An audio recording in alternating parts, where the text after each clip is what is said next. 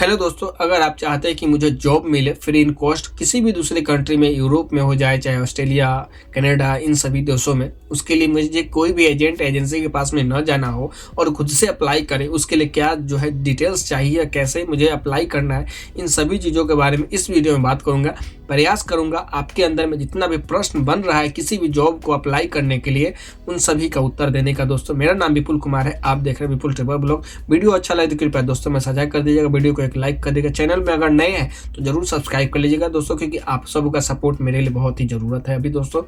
दोस्तों अगर आप चाहते हैं कि मुझे यूरोप में जॉब मिले तो उसके लिए आपको पर्टिकुलर आपको सीवी बनाना होगा, कवर लेटर बनाना होगा, उसके साथ में कैसे अप्लाई करना है इसको आपको समझने की ज़रूरत है। अगर आप किसी को सीवी भेजते हैं तो ये ध्यान रखिए कि आपका सीवी एटीएस फ्रेंडली होनी चाहिए, जिससे आपका सीवी एटीएस चेक करके और डायरेक्ट एचआर के पास में साझा करें। दूसरा तरीका ये है दोस्तों कि अगर आप चाहते हैं कि मैं यूरोप में, ऑस्ट्रेलिया, कनाडा में जॉब लूँ तो किसी भी एजेंट के पास में जाने का, तो ये ध्यान रखिएगा वह एजेंट परिचित होना चाहिए और इतना जरूर ध्यान रखिएगा उससे आप अगर पैसा देते हैं तो वो रिकवर कर पाए। बहुत से ऐसे एजेंट आपके साथ में एग्रीमेंट तैयार करके आपका एग्रीमेंट कर लेगा और ये मत समझिए मैं एग्रीमेंट कर लिया हूँ तो मेरा काम बन जाएगा, आपका पैसा फिर भी फंस जाएगा। तो इतना ध्यान रखिए, किसी भी एजेंसी को पैसा 1 रुपया एडवांस नहीं दीजिएगा।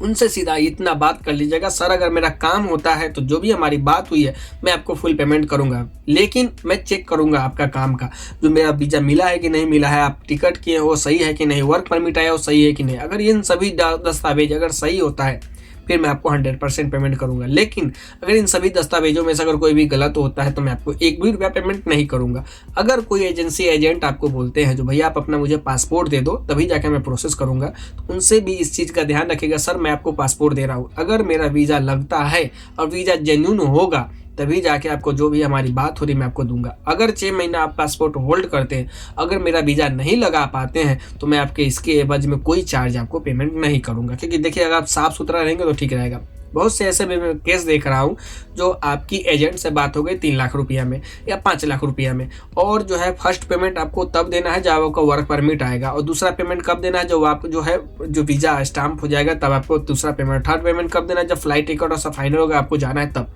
तो इसमें क्या करते हैं, यहाँ पे भी गलत किया जा रहा है बहुत सारे दोस्तों के साथ में। वर्क परमिट आया, उनको दे दिया गया जिनका एप्लीकेंट है, और वो साइन करके देते हो और फर्स्ट पेमेंट दे दिया। अब इस जगह पे पहला पेमेंट तो पा गया, अब दूसरा पेमेंट है वीज़ा लगाने के लिए, आपको बुला लेंगे दिल्ली में, आ जाओ भैया दिल्ली में आपका वीज़ा लगाने के लिए सारा दस्तावेज रेडी है, आपको वहाँ पे सबमिट करना है। आपसे पासपोर्ट, जैसे आप अंदर जाएंगे एम्बेसी में कहेंगे मुझे दे दीजिए, मैं ही सबमिट कर देता हूँ, और फिर आपका पासपोर्ट ले लेंगे और फिर कहेंगे मैं जमा कर दिया हूँ, 2 दिन बाद आपको वीज़ा मिल जाएगा, 3 दिन बाद, 1 महीना बाद, और ऑफिस में ले आके पासपोर्ट रख देंगे, प्रिंट आउट निकाल के आपको स्टिकर पासपोर्ट पे चिपका देंगे और फिर आपको वो भेज देंगे फोटो खींच के, हाँ भैया आपका वीज़ा लग गया है, आपको पेमेंट करना है। अब बहुत से ऐसे भी दोस्त हैं दोस्तों जो सऊदी अरब, कतर, कुवैत में काम करते हैं, उनके पास में एजुकेशन कम है, नॉलेज कम है, वीज़ा कैसे चेक करना है, वर्क परमिट कैसे चेक करना है, इन सभी चीज़ों के बारे में नहीं नॉलेज होता है। वो बस चेक करते हैं, देखते हैं मेरा वीज़ा आ गया, वो खुशी होते हैं और फिर उनका सेकंड पेमेंट कर देते हैं। थर्ड पेमेंट जैसे ही वो आपका सेकंड पेमेंट आपने कर दिया और थर्ड पेमेंट करने की बारी आ गई है, भाई मैं जैसे ही फ्लाइट टिकट हो जाएगा आपका मैं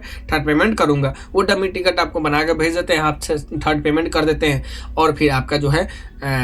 लास्ट पेमेंट था वो भी आपने कर दिया है और अब आपको फ्लाइट के लिए निकलना है। सारा बैग पैकेज हो गया, आपको एकदम फुल एंड फाइनल हो गए हैं, अब फ्लाइट के लिए निकल चुके हैं। रास्ते में है तभी आपको वहाँ से कॉल आता है, भैया आपका फ्लाइट होल्ड हो गया है, आप रिटर्न घर चले जाओ, 2 दिन बाद मैं फ्लाइट आपको रिशेड्यूल करूँगा, फिर आप फ्लाइट लेना। आप घर जाते हैं, उसके बाद फिर 4 दिन निकल जाता है, 6 दिन निकल जाता है, सर कॉल करते रहिए, आपका वैल्यू कोई नहीं है। वीज़ा भी डुप्लीकेट आपको मिला हुआ है, फ्लाइट टिकट भी डुप्लीकेट मिला हुआ है, वर्क परमिट डुप्लीकेट मिला हुआ है, और आपसे पैसा 5 लाख ले लिए। अब वो 5 लाख अपना बिजनेस में लगा लेंगे, आप कैसे वो 5 लाख रुपये जमा किए उससे उनको कोई लेना देना नहीं। तो इन सभी चीज़ों को ध्यान रखिए दोस्तों, किसी भी एजेंसी को अगर पैसा दे रहे हैं तो प्रॉपर रूप से उस चीज़ को चेक करिए, क्योंकि आजकल बहुत ही ज़्यादा धोखाधड़ी चल रहा है, और धोखाधड़ी उनके साथ में हो रहा है जो गरीब हैं, जो 10,000 कमा के 10,000 जमा किए हैं और 10 महीना काम करके 1 लाख जमा किए हैं, और वह पैसा किसी एजेंट को अपने भविष्य को, फ्यूचर को सही बनाने के लिए वो दे रहे हैं, और पैसा खा के उसके बाद वो आपसे ही बात करते हैं,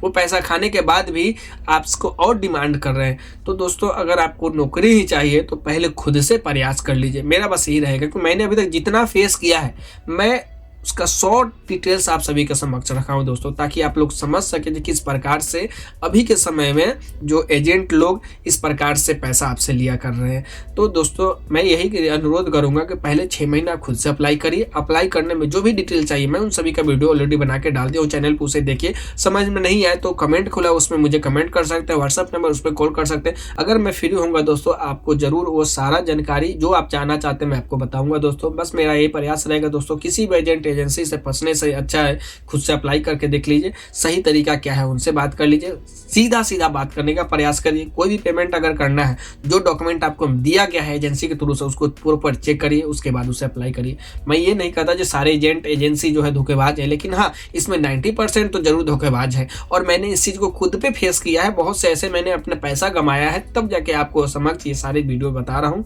अगर आपको कोई प्रूफ चाहिए जो कौन कौन एजेंसी खराब है अच्छा है, तो अगर किसी एजेंसी को पैसा देना चाहते हैं ना, उससे पहले मुझसे संपर्क करिए, वो डिटेल्स बताइए किस एजेंसी के पास जाते हैं, मैं उसका काला चिट्ठा आपके समक्ष रख दूंगा, आप उसे देखिए, उसके बाद जो है आगे का स्टेप आप उठा सकते हैं दोस्तों। अगर वीडियो अच्छा लगे तो कृपया जो है चैनल को जरूर सब्सक्राइब कर लीजिएगा, वीडियो को एक लाइक कर दीजिए दोस्तों में साझा कर दीजिएगा। हो सके किसी दोस्त का पैसा जाने वाला हो किसी एजेंसी के पास में, वो पैसा बचा पाए, क्योंकि आप किसी के अंदर में ना